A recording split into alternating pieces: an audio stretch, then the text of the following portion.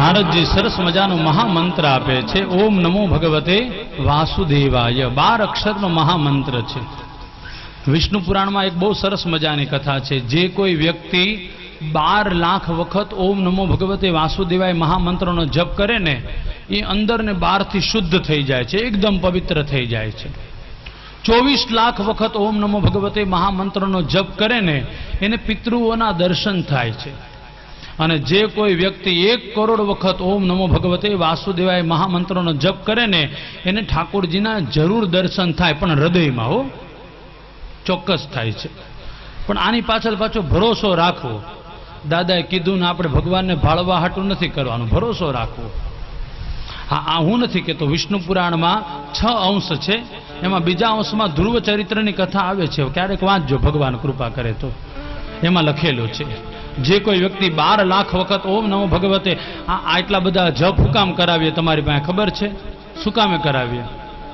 આપણી બધી ધૂન બોલે, આ ધૂન નથી બોલતા હો, આ ભગવાનનો મંત્ર બોલીએ છીએ. ઓમ નમો ભગવતે વાસુદેવાય, આ મંત્ર છે, ધૂન નથી. આ શું કામે બોલીએ છીએ આપણે? તો કે અંદર અને બહારથી આપણે પવિત્ર બનીએ.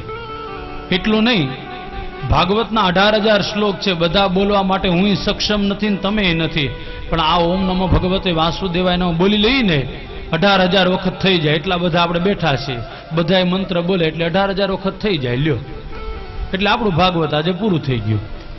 કાલથી નવેસરથી ચાલુ હો. આ પ્રમાણ મળે ભાગવતના. આવા બધા નાના નાના બહુ સરસ મજાના પ્રમાણ છે. તો ધ્રુવજીને મહામંત્ર આપે છે નારદજીએ કીધું, એક કામ કરો, આ મંત્રનો જપ કરવા માટે તમારે યમુનાજીના કિનારે જવું પડશે. યમુનાજીના કિનારે સરસ મજાનું વૃંદાવન છે. વૃંદાવનની અંદર મધુવન છે. મધુવનમાં આજુબાજુ તુલસીના ઘણા બધા છોડ છે. એના મધ્ય ભાગમાં બેસી અને આ મંત્રનો તમે જપ કરજો. પછી તો ધ્રુવજી નારદજીને પ્રણામ કરીને નીકળી ગયા, વૃંદાવન આવ્યા. યમુનાજીના કિનારે મધુવન, આજુબાજુના તુલસીના છોડ હતા, એની વચ્ચે મધ્ય ભાગમાં બેસી અને ધ્રુવજી મહારાજ 1-2 મહિના નહીં, 6 મહિના સુધી આ મહામંત્રનો જપ કરે છે. અહીંયા પ્રકાર બતાવ્યા છે. ધ્રુવજી કેવી રીતના જપ કરતા હતા? તો કે એક પગે ઊભા રહી અને જપ કરતા હતા. યમુનાજીનું જલપાન કરે, જે કાંઈ ફળ મળે એનો આહાર કરે, અને 1 મહિના સુધી તપ કર્યું. બીજા મહિને ફળનો ત્યાગ કરી દીધો, ખાલી ને ખાલી તુલસીના પાન ખાય, યમુનાજીનું જલ પી અને બીજા મહિને તપ કરતા હતા. ત્રીજા મહિને એ પણ છોડી દીધું, ખાલી યમુનાજીનું જલ પી અને તપ કરે છે. ચોથા મહિને એ પણ છોડી દીધું, ખાલી વાયુ ભક્ષણ કરી, પવન પી, શ્વાસ લઈ અને ઓમ નમો ભગવતે વાસુદેવાય નમઃ આ મહામંત્રનો જપ કરે છે. આ તપનો પ્રભાવ એટલો બધો વધ્યો, તેજ એટલું બધું વધ્યું કે સ્વર્ગાસન પણ ડોલવા લાગ્યું. ઇન્દ્રનું સ્વર્ગ ડોલવા લાગ્યું. ઇન્દ્રનું સ્વર્ગ ડોલવા લાગ્યું એટલે ઇન્દ્ર ગભરાઈ ગયો. 6 મહિના થઈ ગયા. ભગવાનની પાસે આવીને કીધું, ભગવાન હવે આ નાના અમથા બાળકને દર્શન આપો, નકર મારું સ્વર્ગ છે ને એ બળીને ભસ્મ થઈ જશે. ભગવાને કીધું, ઇન્દ્ર ચિંતા ન કરો, હવે હું મારા ભક્તને મળવા જાઉં છું. ભગવાને હરિ અવતાર લીધો. ભગવાન ગરુડ ઉપર સવાર થઈ અને મધુવનની અંદર આવ્યા. જોયું તા તો નાનો અમથો 5 વર્ષનો બાળક, ખાલી 5 વર્ષનો, 5 વર્ષનો બાળક એક પગે ઊભો રહી અને મહામંત્રનો જપ કરે છે. એના હૃદયની અંદર ઠાકોરજીની મૂર્તિ હતી. આ મંત્રના પ્રભાવથી અંદર ઠાકોરજીની મૂર્તિ જામી ગઈ હતી, સરસ મજાની દેખાતી હતી. પછી તો બન્યું એવું, જેવા ભગવાન આવ્યા ને એટલે અંદરની જે મૂર્તિ હતી ને ગાયબ થઈ ગઈ, દેખાતી બંધ થઈ ગઈ. ધ્રુવજી અંદર ને અંદર મૂંઝાવા લાગ્યા. મૂંઝાઈને જ્યાં આંખ ખોલી તો જે મૂર્તિ અંદર હતી ને એ જ મૂર્તિ એને બહાર દેખાણી. ધ્રુવજી બહુ રાજી થઈ ગયા. ધ્રુવજીનું તપ સફળ થયું. હવે ધ્રુવજીને ભગવાનની સ્તુતિ કરવી છે, પણ 6 મહિનાથી કાંઈ બોલ્યા નથી એટલે વાણી સૂતેલી છે. બીજું નાનો બાળક શું તપ સ્તુતિ કરવાનો? એટલા માટે ભગવાને પોતાનો શંખ જે હતો ને પાંચજન્ય, એ પાંચજન્ય શંખ ધ્રુવજીના ગાલ ઉપર લગાડ્યો. એટલે આપણું શાસ્ત્ર કહે છે, તમને બધાને કહું, જાહેરમાં આવો, તમારું કોઈનું નાનું બાળક હોય, તોતડું બોલતું હોય, અથવા એને હજી બોલવામાં તકલીફ થતી હોય, અથવા મોટી ઉંમર થઈને બોલી ન શકતું હોય, તો કર્મકાંડ જરૂર કરો. કયું કર્મકાંડ? તો કે જમણેરી શંખ લઈ એની અંદર પાણી પધરાવું, જલ પધરાવું, અને પછી સવારે એ બાળકને રાત્રે મૂકી અને સવારે એ બાળકને શંખથી ડાયરેક્ટ એ પાણી પાઈ દેવું. પછી સવારે પાછું પાણી નાખવું અને બપોરે એ બાળકને પાછું એ જલ શંખથી ડાયરેક્ટ પાઈ દેવું. 6 મહિના સુધી પ્રયોગ કરજો, એની વાણી એકદમ ખુલી જાય, મીઠી થઈ જાય. આ હું નથી કહેતો, આ ભાગવતમાં બધે લખેલું છે, આવું બધું લખેલું છે. આવું આપણું શાસ્ત્ર કહે છે. કોઈનું બાળક બોલી ન શકતું હોય, કોઈકનું તોતરું બોલતું હોય, કોઈને બોલવાની ખબર ન પડતી હોય, એને બધાને આ પ્રયોગ કરવા જેવો છે. અને આ પ્રયોગ ચોક્કસ ફળ આપે. પણ 6 મહિના સુધી ચાલુ રાખવો, એક દી કહીને 3 દી રજા ન પાડી દેવી પાછી.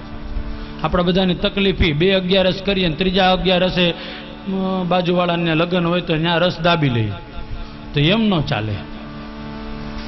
જે કોઈ પણ કર્મકાંડ કરો ને એની મેથડ એક હરખી જ હોવી જોઈએ. પછી રોજ ઠાકોરજી પાસે જમણેરી શંખ જે વાગતો હોય ને એ શંખો ઠાકોરજી પાસે મૂકવો, એની અંદર જળ પધરાવું રાત્રિએ, અને પછી સવારમાં વહેલા ઉઠી અને ઠાકોરજી પાસેથી શંખ લઈ અને શંખથી ડાયરેક્ટ બાળકને પાણી પીવરાવી દેવું.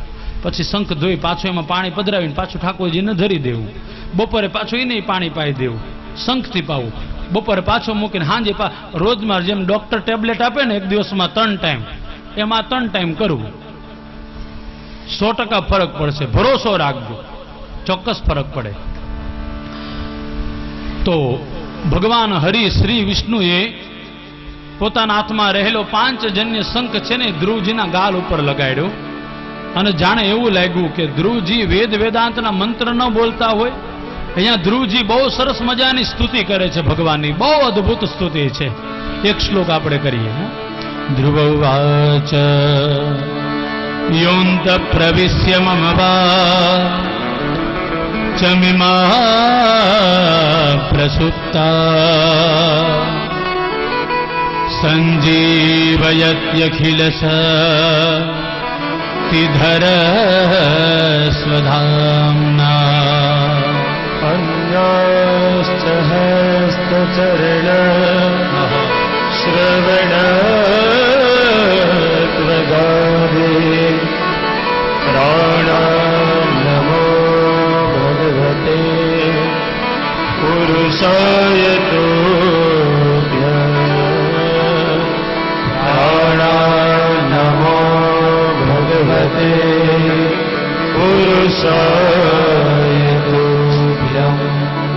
તો ધ્રુવજીએ ભગવાનની સ્તુતિ કરી. આ શ્લોક બહુ સરસ મજાનો છે.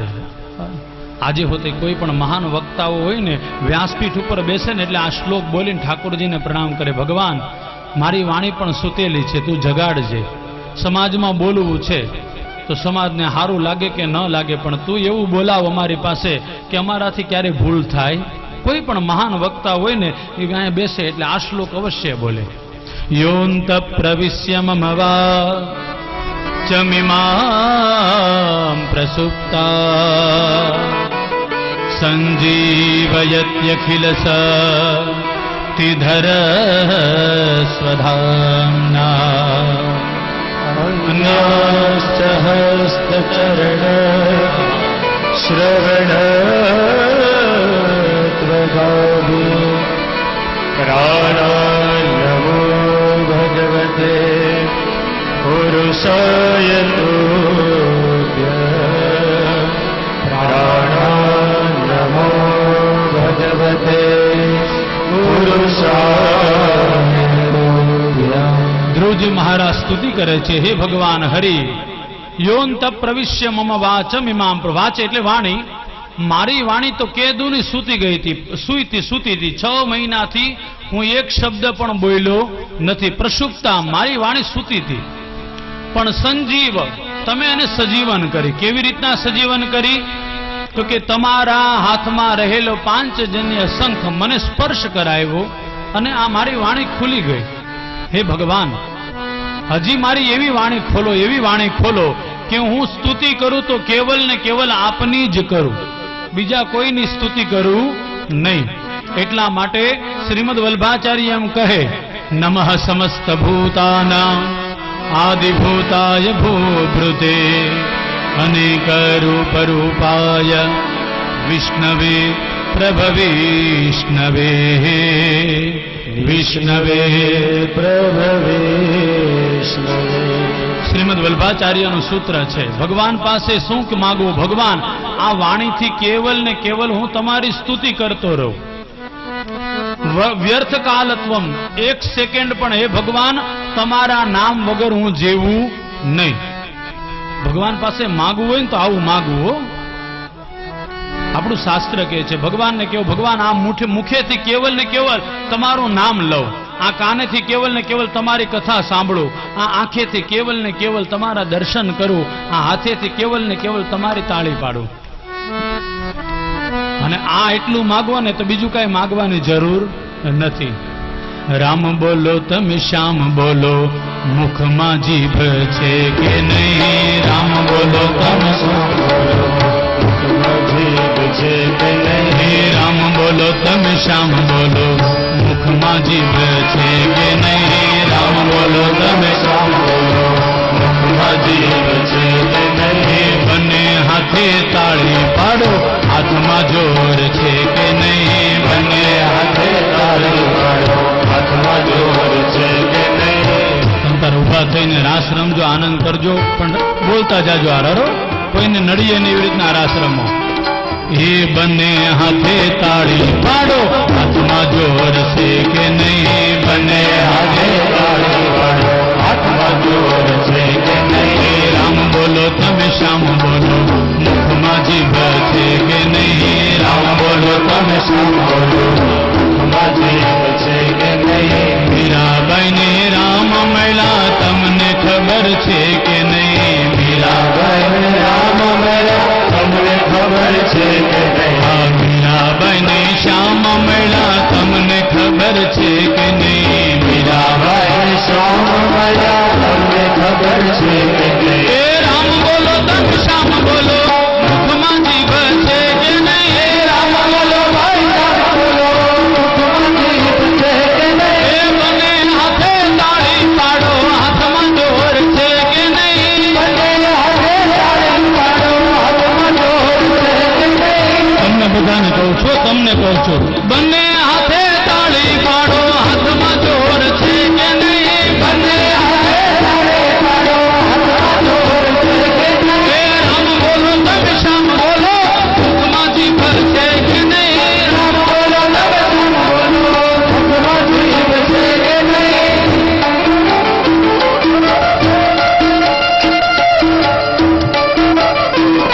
શ્રી હરિ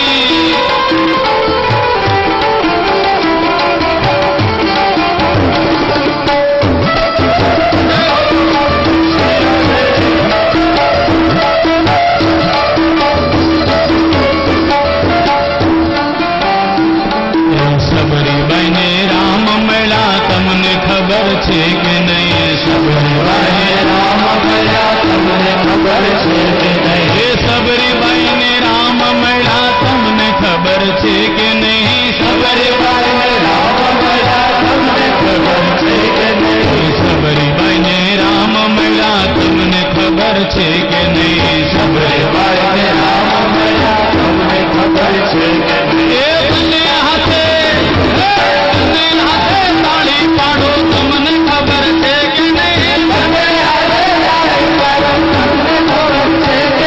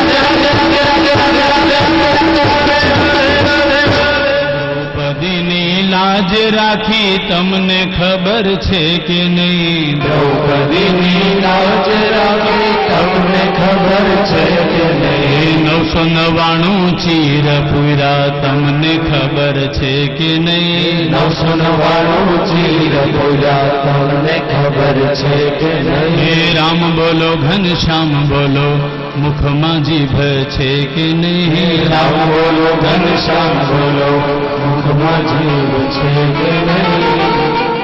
બોલો કૃષ્ણ કનૈયા લાલ કી જય. તો ધ્રુવજીએ ભગવાનની સરસ મજાની સ્તુતિ કરી. બહુ સરસ મજાની ધ્રુવ સ્તુતિ છે. ચતુર્થ સ્કંદની અંદર ધર્મ પ્રકરણ, અર્થ પ્રકરણ, કામ પ્રકરણ અને મોક્ષ પ્રકરણ છે. આ મોક્ષ પ્રકરણની અંદર પ્રચેતાઓ દ્વારા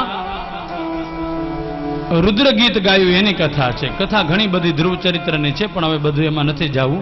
નરસિંહ ભગવાન વાટ જોવે છે હવે ક્યારે મારે આવવાનું છે, એટલા માટે હવે ધીરે ધીરે કથા આપણે એ તરફ લઈ જઈએ. ભગવાનને દર્શન આપી દીધા એટલે બધું જ આવી ગયું. કથા તો બહુ વિસ્તાર છે. પછી ધ્રુવજી ગયા અને ધ્રુવજીનું સ્વાગત થયું અને ઈલા સાથે એના લગ્ન થયા. ઘણી બધી કથા છે, પણ ક્યારેક પાછી વાત. તો ભાગવતના ચતુર્થ સ્કંદની અંદર રુદ્ર ગીત છે. રુદ્ર ગીતની વર્ણન કરવામાં આવ્યું છે. પંચમ સ્કંદની અંદર રહુગણ રાજા અને જડ ભરતની કથા છે, એની કથા બતાવી છે. એ જ પંચમ સ્કંદની અંદર ખગોળ અને ભૂગોળનું વર્ણન બતાવવામાં આવ્યું છે. હમણાં બેને કીધું ને, ઈશ્વર નામનું કંઈક વસ્તુ છે, ઈશ્વર નામનું કંઈક તત્વ છે. એ જાણવું હોય ને તમારે ને મારે તો ભાગવતનો પંચમ સ્કંદ વાંચવો જોઈએ. આ પૃથ્વી છે, પૃથ્વીની બહાર કેટલા તારા છે, એ તારા કેટલા યોજનના છે, એ બધું ભાગવતમાં લખેલું છે. ભાગવતના પંચમ સ્કંદમાં આ બધું જ લખેલું છે. ભાગવતના પંચમ સ્કંદમાં છેલ્લા 3 અધ્યાયની અંદર નરકનું વર્ણન બતાવ્યું છે. જે કોઈ વ્યક્તિ ભગવાનને નથી માનતો, ધર્મના વિરુદ્ધ કાર્ય કરે છે, તે વ્યક્તિને નરકે જવું પડે છે. નરકનું વર્ણન બતાવ્યું 3 અધ્યાયની અંદર. ક્યારેક ઈમાનદારીથી ભાગવતમાં નરકનું વર્ણન નથી કરતા, કાંઈ વાંધો નહીં બાપા, એ આપણે બધાય કથા સાંભળવી. હા, તમે કહેતા હોય તો હું આટો મારી આવું, પછી પાછો આવી જાઉં. ગમે તમને, ન ગમે ને તો આપણે અહીંયા ધ્યાન રાખવાનું. હા, તમે આગળ બેઠા ને એને જોઈને જ અમે કથા કરતા હોય. પાછળ તો હવે આંખ્યું નાન્યું નાન્યું થઈ ગયું, દેખાય નહીં અમને. હા, એટલે તમે બધા પ્રેમથી કથામાં ધ્યાન રાખો. જેને ગાય દોવાનું મોડું થાય, ભેંસ દોવાનું, એને તમે તારે બધાને છૂટ આપવી પડે. સમાજમાં જીવીએ, બધાનું ધ્યાન રાખવું હોય ને એટલા માટે. તો પંચમ સ્કંદના છેલ્લા 3 અધ્યાયની અંદર નરકનું વર્ણન કરવામાં આવ્યું છે. પરીક્ષિત મહારાજ સુખદેવજીને પ્રશ્ન કરે છે, હે સુખદેવજી મહારાજ, નરકમાંથી ઉગરવું હોય તો શું કરવું જોઈએ? કીધું નરકમાંથી ઉગરવું હોય ને તો અંતકાલે પણ જો ભગવાનનું સ્મરણ થઈ જાય ને તો માણસ નરકમાંથી ઉગરી જાય છે. કીધું અત્યાર સુધીમાં કોઈ એવો દાખલો ખરો? તો કે હા. કોનો દાખલો? તો કે એક નહીં 2 વાત તને કહું, સાંભળ. 6ઠા સ્કંદની અંદર અજામિલ આખ્યાન બતાવ્યું છે. અજામિલ નામનો બ્રાહ્મણ હતો, પણ સંગાત ફેર થઈ ગઈ ને તો બ્રાહ્મણ હોવા છતાં બગડ્યો. જે મંત્રની અંદર ગાયત્રી મંત્રના, જે ઘરની અંદર ગાયત્રી મંત્રના જપ થતા હતા, એ જ ઘરની અંદર હવે અજામિલ ગાળો બોલવા લાગ્યો. ઘરની અંદર એક સ્ત્રીને લઈ આવ્યો, એની સાથે ભોગ ભોગવવા લાગ્યો. પછી તો એક વખત અજામિલ ઘેરે ન હતો, સંતો એના ઘરે આવ્યા. અજામિલની પત્નીએ સંતોનું સ્વાગત કર્યું, પણ સંતોને કીધું કે તમને હું મારા હાથે રસોઈ ન ખવડાવી શકું. કેમ? તો કે હું અપવિત્ર સ્ત્રી છું. એ સમયે સંતોએ કીધું અજામિલની પત્નીને કે દેવી એક કામ કરો, તમે તમારા હાથે ન બનાવો, તમને કાચું સીધું આપો ને તો અમે બનાવીને ભોજન કરીએ. આ સ્ત્રીને એમ થયું કે સારો મોકો મળ્યો, સંતો અમારા આંગણે ક્યાંથી. બસ એ જ સમયે અજામિલની પત્નીએ કાચો સીધો આપ્યો. કાચો સીધો લઈ અને સંતો ભોજન બનાવે, હરિનું સ્મરણ કરતા જાય, ભોજન પ્રસાદ લેતા જાય. એમાં અજામિલ આવ્યો. ગામના ચોરા ઉપર ઘણા વડીલો બેઠા હતા. અજામિલની ઠેકડી કરી, ભાઈ હવે તો બહુ સુધરી ગયો તું, તારા ઘરે સંતોના બેસણા થવા લાગ્યા. દુનિયામાં ઘણા બધા હોય હો, જે હેરાન કરવામાં જ માનતા હોય. અજામિલને બહુ ક્રોધ આવ્યો. અજામિલ દોડતો દોડતો આવ્યો, જોયું તા તો સંતો ભોજન કરે છે. ત્યાં આવીને લાત માર્યા. ભોજનના જે વાસણો હતા ને આકાશમાં ફગવાઈ ગયા. અજામિલની પત્નીને અંદર અવાજ આવ્યો એટલે દોડીને પાછી બહાર આવી. મારો પતિ કઈ ન કરવાનું કરી બેસે, હાથ પકડી લીધો. સંતોને કાંઈ ન કહ્યો. કીધું હવે સંતોને અહીંથી જવાનું કહી દે. સંતોએ કીધું નહીં, અમે તારા ઘરનું ખાધું છે, દક્ષિણા લીધા વગર જઈએ નહીં. અજામિલે કીધું આ દંડો દેખાય છે, દક્ષિણામાં તમે કહેતા હોય તો ઈ આપો. આજ સુધી મારા ઘેરે કોઈ આવ્યું નથી ને તમે પહેલ કરી છે, તમે સંતો છો એટલે તમારી ઉપર થોડોક દયા આવે, તમે જતા રહ્યો, નકર દક્ષિણામાં દંડા મળશે. સંતોએ કીધું એમ નહીં, તારા ઘરનું ખાધું છે માટે હવે તારું કલ્યાણ કરવું ને અમારી જવાબદારી, માટે તારે એક દક્ષિણા આપવી પડશે. અજામિલે કીધું રહેવા દ્યો. તો કે દક્ષિણામાં તારી સંપત્તિ નથી જોતી, દક્ષિણામાં જો અમારે શું જોઈએ છીએ તો કે તારી પત્નીના કુખની અંદર એક બાળક અમને દેખાય છે, એ બાળકનો જન્મ થાય ને એટલે એનું નામ નારાયણ એવું પાડજે. અમારે બીજું કાંઈ નથી જોતું, બસ તારા બાળકનું નામ નારાયણ એવું પાડજે. સંતોની ઉદારતા તો જોવો સાહેબ, જેના ઘરનું ખાધું હોય ને એના ઘરે હોતે ભગવાનનો વાસ કેમ થાય ને મનમાં એ વિચાર હોય. પછી તો સંતો જતા રહ્યા. થોડા સમય પછી અજામિલના પત્નીના ગર્ભમાંથી એક બાળકનો જન્મ થયો. આ બાળકનું નામ નારાયણ એવું પાડવામાં આવ્યું. હવે ઘરની આખી જો વાતાવરણ બદલાઈ ગયું. જે ઘરની અંદર ગાળો બોલાતી હતી એ જ ઘરની અંદર હવે નારાયણ નારાયણ બોલવા લાગ્યું. નારાયણ પાણી લાવ, નારાયણ દૂધ લાવ, નારાયણ જમવાનું લાવ, નારાયણ આ લઈ આવ, નારાયણ નારાયણ નારાયણ. પેલા આવા નામ હતા હો બધાયના. કોઈનું નામ ગોવિંદ હોય, કોઈનું નામ ગોપાલ હોય. અત્યારનો તો વાત જવા દો. હમણાં મુંબઈમાં મારી કથા હતી, એક ભાઈનું નામ હતું ચીકુ કે ચીકુ, હા ચીકુ નામ હતું. મેં કીધું આ ખાઈ જાય નહીં તો સારું આપણને. આવા તો કાંઈ નામ હોતા હશે. છોકરાના દીકરીના નામ રાખો ને તોય પણ ભગવાનના નામ ઉપરથી રાખો. આખા ઘરની અંદર જ્યાં જો ત્યાં નારાયણ નારાયણ નારાયણ થવા લાગ્યું. ઘરનું વાતાવરણ પવિત્ર થાય. ઘરમાં જો એક જણનું નામ પણ સારું હોય ને તો ઘરનું વાતાવરણ એકદમ પવિત્ર થઈ જાય છે. બધા નારાયણને બોલાવે, નારાયણ ચોરે આવ, નારાયણ ફરવા જઈએ, નારાયણ ભોજન કરીએ, નારાયણ પાણી લાવ. ઘરનું વાતાવરણ પવિત્ર બની ગયું. આ બાજુ બન્યું એવું, અજામિલનો અંત સમય આવ્યો. અંત સમય આવ્યો ને ત્યારે યમના દૂતો અજામિલને લેવા માટે આવ્યા. અજામિલે યમના દૂતોને જોયા ને જોતાની સાથે ત્રાસ થઈ ગયો. ભયંકર વિચિત્ર દેખાતા હતા. એ જ સમયે અજામિલે પોતાના દીકરાને રાડ પાડીને બોલાવ્યા, હે નારાયણ તું બચાવ, હે નારાયણ તું બચાવ. ભાગવતની બહુ સરસ મજાની કથા છે. એનો દીકરો નારાયણ ના આવ્યો પણ ભગવાન નારાયણના પાર્ષદ આવ્યા. આનો અર્થ એવો થાય, અંતકાલે ભાવથી કે કુભાવથી જો ભગવાન યાદ આવી જાય ને તો આપણો બેડો પાર થઈ જાય. રામાયણમાં લખેલું છે, ભાવ કુભાવ અનઘ આલસ હો, નામ જપત મંગલ દિસિદસ હો, નામ જપત મંગલ દિસિદસ હો. ભાવ કુભાવ અનઘ આલસ હો, નામ જપત મંગલ દિસિદસ હો, નામ જપત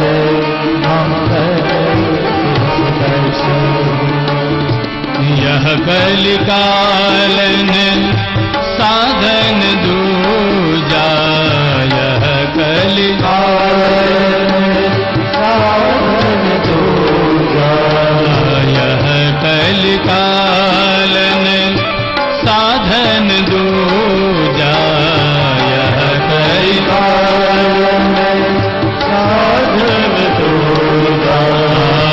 जोग यज्ञ जप तप व्रत पूजा, जोग जप तप व्रत पूजा, जोग यज्ञ जप तप व्रत पूजा, जोग यज्ञ जप तप व्रत पूजा. राम ही सुमीर ही गाव ही राम, राम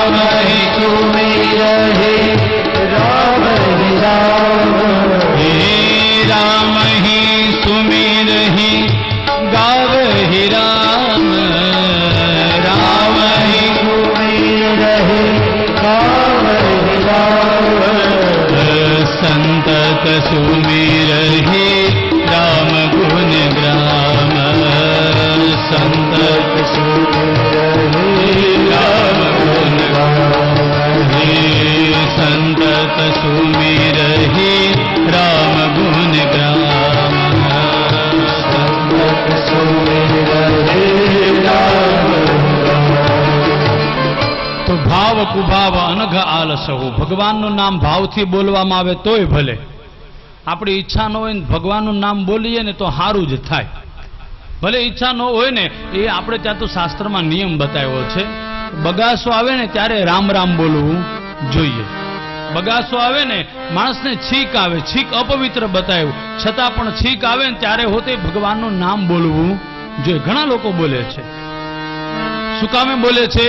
તો કે ઈ અપવિત્ર ભાગની અંદર પણ ભગવાનનો વાસ થાય એટલા માટે. અહીંયા આવ્યા છો તો કથામાંથી કંઈક સારી સારી વાત લઈને જાજો. તમારી ઈચ્છા ન હોય ને તોય ભગવાનનું નામ બોલો. નાનો બાળક હોય ને તો એની માં એને સ્કૂલે મોકલે, એની ઈચ્છા ન હોય ને તોય મોકલે, પણ એ જ બાળક મોટો થાય ને પછી એને માને જગાડવો ન પડે, હોય હાથે તૈયાર થઈને વયો જાય. એમ આ હૃદય છે ને, એકવાર એને ભગવાનના નામની આદત પાડી દો ને પછી એને બીજા કોઈ આદતની જરૂર નહીં પડે. ધીરે ધીરે ધીરે ધીરે તમારી ઈચ્છા ન હોય ને તોય અંદરથી ભગવાનનું નામ ચાલુ જ રહે. અને આ બહુ સાચી વાત છે, બહુ સત્ય વાત. તમારી ઈચ્છા નહીં હોય તોય ચાલુ રહેશે. આકાશમાંથી ભગવાન નારાયણના પાર્ષદો આવ્યા, અજામિલને પોતાના લોકની અંદર લઈ ગયા. યમના દૂતો તો જોતા જ રહી ગયા. આખી જિંદગી જેણે પાપ કર્યું અને અંત સમય ભગવાનના દૂતો લઈ ગયા. એટલે યમના દૂતો ભગવાન યમરાજની પાસે આવ્યા. યમરાજને જઈને ઠપકો આપ્યો. યમરાજને કીધું, તમારે છે ને જ્યાં મોકલવાની જવાબદારી હારે, અમે જઈને ત્યાં બીજા કોક લઈ જાય છે. હવે તમે અમને કીધું તો અજામિલને લઈ જવાનું, અમે લેવા ગયા. અમારી પેલા ઓલા વૈષ્ણવો પહોંચી ગયા ત્યાં, એને લઈ ગયા વૈકુંઠમાં. આમાં અમને કઈ સમજાણું નહીં. યમરાજે બહુ સરસ મજાની વાત કરી. અંતકાળે પણ જે વ્યક્તિ ભલે આખી જિંદગી પાપ કર્યું હોય, પણ અંતકાળે પણ જે વ્યક્તિ ભગવાનને યાદ કરે ને એની મુક્તિ થાય છે, અને ભગવાનના પાર્ષદો લેવા આવે છે. આ ગીતામાં પણ લખેલું છે ભગવાને, અંતકાલે ચ મામેવ સ્મરણ મુક્ત્વા કલેવરમ. કલેવર એટલે શરીર. અંતકાળે કોઈ પણ વ્યક્તિ શરીર છોડે ને ભગવાનને યાદ કરે ને એટલે એને ભગવાનના લોકની પ્રાપ્તિ થાય છે. અજામિલ આખ્યાન બતાવ્યું. આ આખ્યાન ઉપરથી તમારે મને શીખવાનું એ છે કે દિવસ રાત બસ ભગવાનને યાદ કરો. તમારી ઈચ્છા ન હોય ને તોય ભગવાનનું નામ લ્યો. એ વાત કહું, અજાણતા જો પાપ થઈ જતું હોય અને પાપ લાગતું હોય ને તો અજાણતા ભગવાનનું નામ લેવાય જાય ને તો એનું હોતે તમને મને પુણ્ય જ મળે છે. પૂજ્ય ડોંગરે બાપા એમ કહેતા કે તમારી ઈચ્છા ન હોય ને તોય ભગવાનનું નામ લ્યો. ભગવાનના નામનો બહુ મોટો મહત્વ છે. ષષ્ઠમ સ્કંદની અંદર અજામિલ આખ્યાન બતાવ્યું અને સાતમા સ્કંદની અંદર પ્રહલાદ ચરિત્ર, હિરણ્યકશ્યપુ અને નરસિંહ ભગવાનની કથા બતાવી છે. બહુ સરસ મજાની કથા છે. શ્રી શુકવાચ સમપ્રિયમ સુહૃદ બ્રહ્મન ભગવાન ઈશ્વરોપી સન. સુખદેવજી અને પરીક્ષિતનો સંવાદ થયો.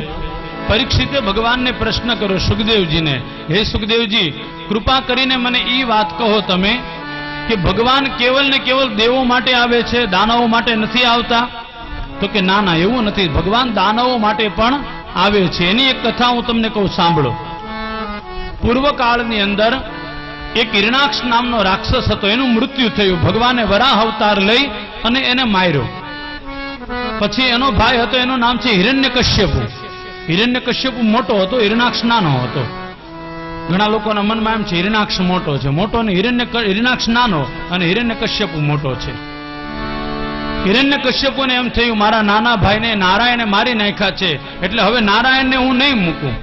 પણ નારાયણને મારવા માટે શક્તિ તો જોઈએ ને. એટલે શક્તિનો સંચાર કરવા માટે, તપ કરવા માટે જાય છે. બ્રહ્માજીનું તપ કરે છે.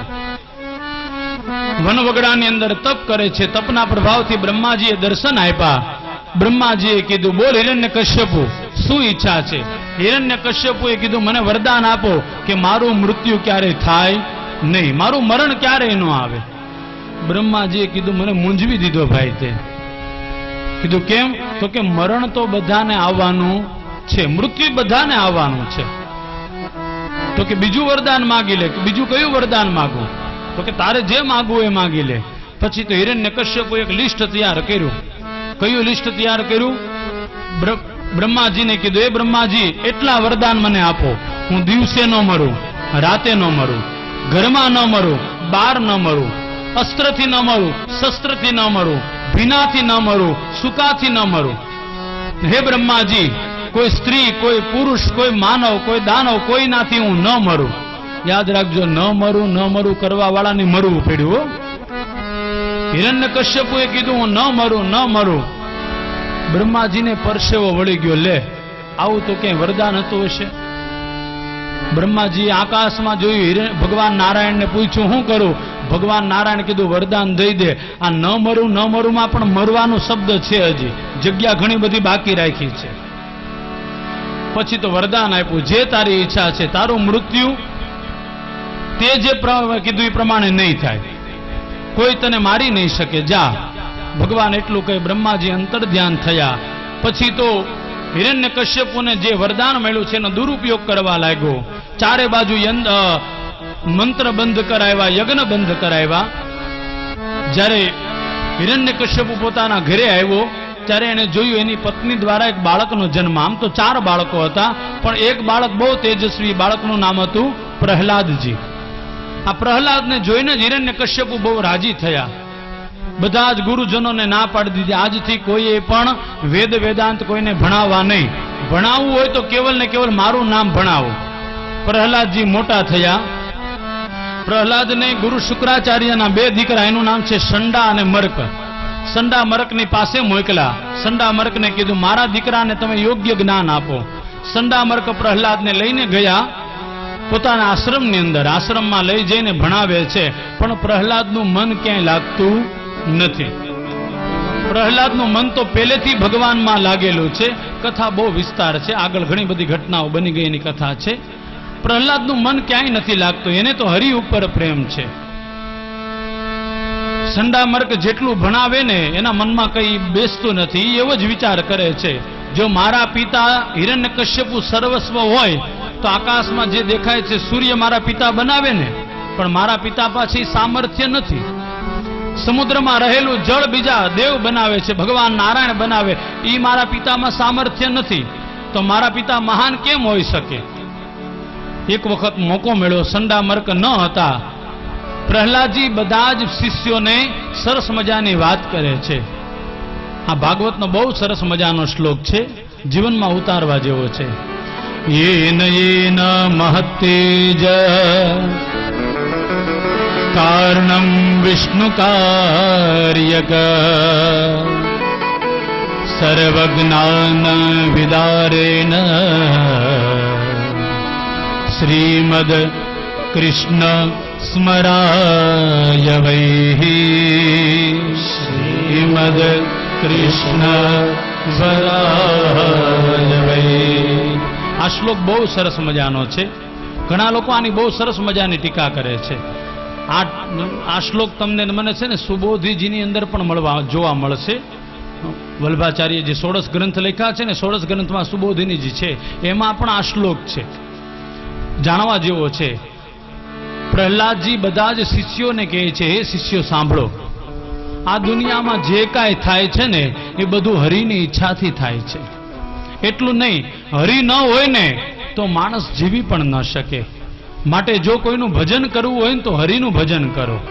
અને હરિનું ભજન કરવા માટે કોઈ વ્યક્તિને કે કોઈ વસ્તુની જરૂર નથી. કોઈ હોય તો જ ભગવાનનું ભજન થાય એવું છે ભાઈ? હે, કથા કોક હોય તો થાય, બાકી એવું નથી. કથા પણ તમે તમારા ઘરે વાંચી શકો. ભજન કરવા માટે કોઈ વ્યક્તિની કે વસ્તુની જરૂર પડતી નથી. આવું પ્રહલાદજી જાહેરમાં કહે છે. શિષ્યોએ એમ કીધું, આ બધી તું વાત કરે છે, પણ કોની વાત કરી એ કાંઈ અમને સમજણ પડતી નથી. કીધું એન મેન મહત્તેજ, આકાશમાં જે સૂર્ય દેખાય છે, જે સૂર્ય જેની પાસેથી પ્રકાશ લે છે ને, એ ભગવાન નારાયણની હું તમને વાત કરું છું. બધાને એમ થયું કે સૂર્ય હોતે ક્યાંકથી પ્રકાશ લે, તો કે હા. કોની પાસેથી? તો કે શ્રી હરિ યસ્ય વાભ્યેન, ભગવાન હરિ પાસેથી. બધા શિષ્યોએ કીધું હરિ કોણ છે? કીધું હરિ એમ નહીં મળે, એની માટે એની તમારે કથા સાંભળવી પડશે.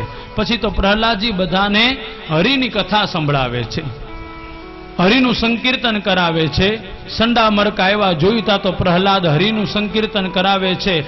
પ્રહલાદને ખૂબ માર મારે છે. હિરણ્યકશ્યપુ પાસે લઈ જાય. કથા તમને બધાને ખબર છે. હિરણ્યકશ્યપુ કહે કે પ્રહલાદ, તે તારા ગુરુ પાસે શું ભણ્યો?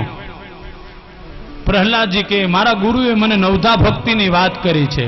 કઈ નવ ભક્તિ?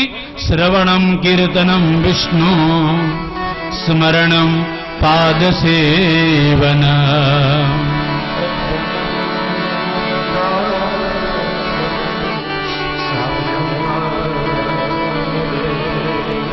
સખ્યમ આત્મનિવેદનમ.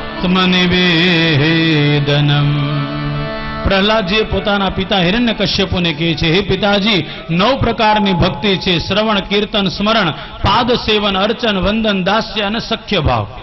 અને છેલ્લું છે આત્મનિવેદન. આની ચર્ચા આપણે કાલે કરશું, નકર પછી અત્યારે મને એમ થાય 9 વાગી જાય ને એવું કાંઈ ચિંતા. આજે મને કીધું છે એટલા માટે એટલા વાગ્યા, નકર કોઈ દી વાગે નહીં હો. તમ તારે મને કહેવામાં આવ્યું, દાદા હવે આપણી કથા છે ને થોડીક મોડી ચાલુ કરીને મોડી પૂરી કરશું. મેં કીધું કાંઈ વાંધો નહીં, તડકો પડે છે ને એટલે. તો પ્રહલાદજીએ પોતાના પિતાને નવધા ભક્તિની વાત કરી. નવધા ભક્તિમાં વિષ્ણુનું જેવું નામ આવ્યું ને એટલે હિરણ્યકશ્યપુએ પોતાના દીકરાનો ઘા કરી દીધો. સિપાહીઓને કીધું, જાઓ, આ મારો દીકરો નથી, આને પર્વત ઉપરથી ફેંકો. સિપાહીઓ લઈ ગયા પ્રહલાદને પર્વત ઉપરથી ફેંકા તો ભગવાન વિષ્ણુએ આવીને એને ઝીલી લીધા. સમુદ્રના મધ્ય ભાગની અંદર પ્રહલાદને ફેંકવામાં આવ્યા, ત્યાં પણ હરિએ એની રક્ષા કરી. સર્પના કુવાની અંદર પ્રહલાદજીને પધરાવવામાં આવ્યા, ત્યાં પણ શ્રી હરિએ એની રક્ષા કરી. એને ઝેર પાવામાં આવ્યા, ત્યાં પણ શ્રી હરિએ એની રક્ષા કરી. હાથીના પગને નીચે કચડવામાં આવ્યા, ત્યાં પણ ભગવાન હરિએ એની રક્ષા કરી. આનો અર્થ એવો થાય, જે ભગવાનને ભજે ને એને મોત કાંઈ કરી ન શકે. આનો જીવ તો જાતો દાખલો છે ભાઈ. હિરણ્યકશ્યપુએ બહુ પ્રયાસ કર્યા, ખૂબ પ્રયાસ કર્યા, છતાં પણ પ્રહલાદનું મૃત્યુ નથી થતું. છેલ્લે હિરણ્યકશ્યપુ મૂંઝાણા. ભાગવતમાં તો નથી લખેલું, પણ વિષ્ણુ પુરાણમાં એવું લખેલું છે કે હિરણ્યકશ્યપુની બેન, એનું નામ છે હોળિકા. હોળિકા આવીને પોતાના ભાઈને કહે છે, ભાઈ કેમ મૂંઝાણે? મૂંઝાણો કેમ? તો કે જોને ઓલી કહેવત છે ને, જેને કોઈ ન પોગે એને એનું પેટ પોગે. આ કહેવત સાચી અહીંયા થઈ. મારો દીકરો જ મારું કયું કરતો નથી. હોળિકાએ કીધું, એક કામ કરો, મારી પાસે અમર ચુંદડી છે, ચિતા ખડકીને પ્રહલાદને મારા ખોળામાં બેસાડો અને ચુંદડી પહેરીને હું રહું તો હું નહીં બળું, તમારો પ્રહલાદ દીકરો બળી જશે. હિરણ્યકશ્યપુને વાત ગમી. આ કથા આમાં નથી હો, ભાગવતમાં પાછી. તમે કાલ ભાગવત વાંચો ને પછી એમ કે આવી તો કથા ક્યાંય છે નહીં. આ વિષ્ણુ પુરાણની કથા છે. પછી તો આગ ભભૂકી ઉઠી. તમને બધાને ખબર છે, ભગવાને એવી માયા કરી, જોરદાર વાયુ વાયો, અને વાયુના પ્રભાવથી હોળિકાએ જે ચુંદડી ઓઢી હતી એ પ્રહલાદની ઉપર પડી. પરિણામ હોળિકા બળીને ભસ્મ થઈ, પણ પ્રહલાદને કાંઈ થયું નહીં. મારવા વાળા ભલે ને ગમે એ હોય, પણ બચાવવા વાળો દ્વારકા વાળો હોય ને એટલે મારવા વાળા ભલે ગમે એ હોય, કોઈ ચિંતા નહીં. પ્રહલાદની ભગવાને આયા પણ રક્ષા કરી. હવે હિરણ્યકશ્યપુને ક્રોધ આવ્યો. એક થાંભલો તૈયાર કર્યો, એની અંદરથી આગ ભભૂકી ઉઠી. પ્રહલાદનું બાવડું પકડી અને હિરણ્યકશ્યપુ લાવ્યો થાંભલા પાસે. બેટા તું એમ કહે છે બધી જગ્યાએ ભગવાન છે? તો કે હા પિતાજી, બધી જગ્યાએ છે. તો કે ક્યાં છે? તો કે જલે વિષ્ણુ, સ્થલે વિષ્ણુ, વિષ્ણુ પર્વત મસ્તકે, જ્વાલા માલા કુલે વિષ્ણુ, સર્વમ વિષ્ણુર મયમ જગત. હે પિતાજી, બધી જગ્યાએ ભગવાન છે. એમ તો આ થાંભલાની અંદર તારો ભગવાન દેખાય છે? કસ્મા સ્તંભે ન દ્રશ્યતે? તો કે જે બધી જગ્યાએ હોય, થાંભલામાં હોય જ ને. એટલું કહીને પ્રહલાદને થોડો ધક્કો માર્યો. જ્યાં ધક્કો માર્યો ને તો પ્રહલાદને ડર લાગી ગયો. આમાંથી તો આગ નીકળે છે, હમણાં જો આને ભેટીશ ને તો હું દાજી જઈશ. પણ ભગવાને એવી માયા કરી, એમાં કીડીની હળ તૈયાર કરી ભગવાને, અને પ્રહલાદના આંખમાં આંસુ આવ્યા. જે કીડીની રક્ષા કરશે એ મારી રક્ષા નહીં કરે એમ કહી અને પ્રહલાદે પાસ ભરી ગયા. એમાંથી ધીરે ધીરે ગડગડાટ અવાજ આવવા લાગ્યો. બરાબર વૈશાખ મહિનાના શુક્લ પક્ષની 14 હતી, સંધ્યાનો કાળ હતો, અને એ થંભમાંથી ભગવાન નરસિંહ પ્રગટ થયા. એકવાર જય જયકાર કરો, બોલો નરસિંહ ભગવાન કી જય.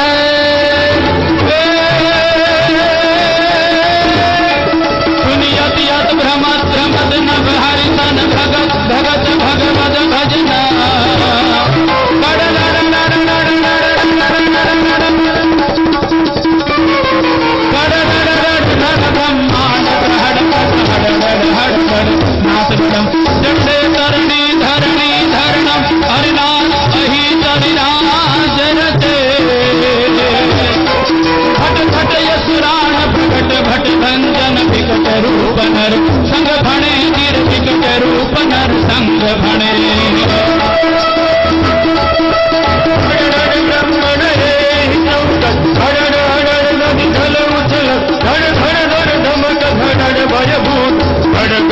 शिव ध्यान फुल तड़ तड़ सुर दूत धड़ गया सुरात धड़ हास्य हर गए हर घटिया सुरान प्रगट घट बंद विकट रूप नर शंकर बने विकट रूप नर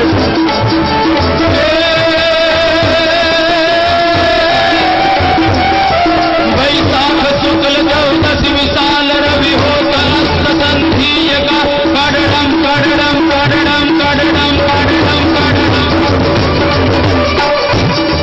सुनियत यद भ्रमत भ्रमत नभ हरिसन भगत भगत भगवत भजनम सर सर सत सुरत सुरत यति धावत धातु कारण विहित करम तरुणी धरणम अरुणम तरुणम सरकालम ही सर भाल रसे भट भट यसुराण प्रकट भट भंजन विकट रूप नर संग भणे तिर विकट रूप नर संग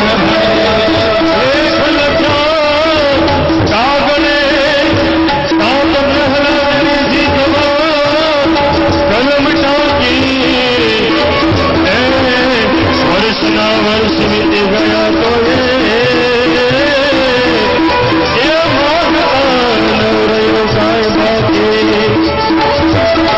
देव सहू विरंचितने देवनो देव जगत का रद बना कागलो एक एवी गति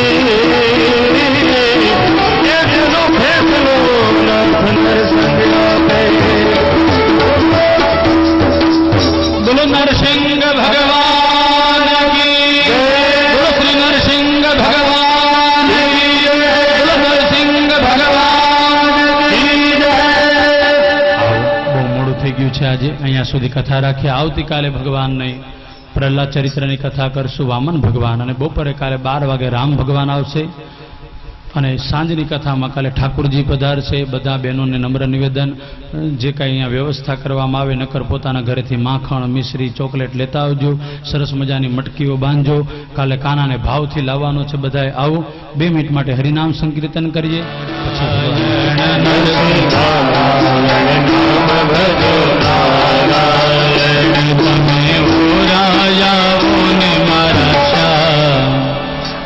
નરસિંહ નારાયણ તમે નરસિંહ નારાયણ તમે ઓરાયાવો ને મારા શાહ હે નરસિંહ નારાયણ તમે ઓરાવો ને મારા શાહ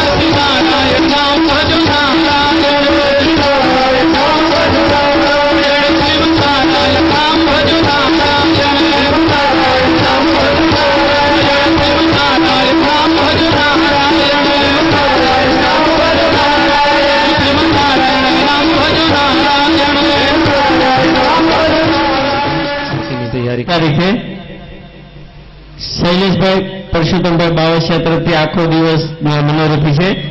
2 ટાઈમનો પ્રસાદ પણ તેમના તરફથી રાખેલ છે. બપોર પછીની કથામાં આપણે કૃષ્ણ જન્મનો પર્વ ઉજવવાનો છે.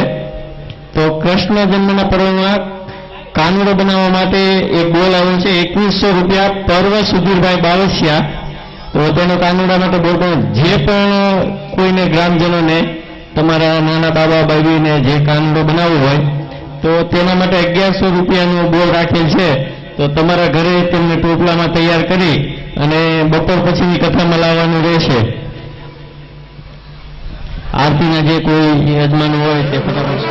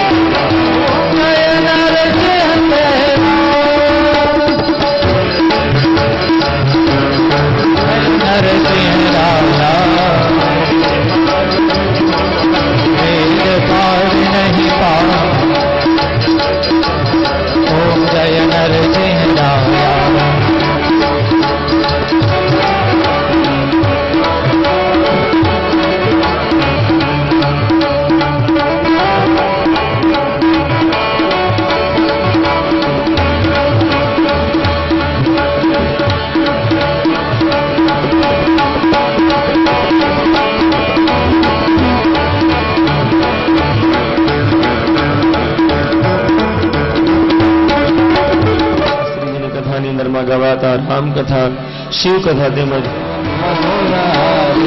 ભજો મુકુંદ મધુરે સમુદાય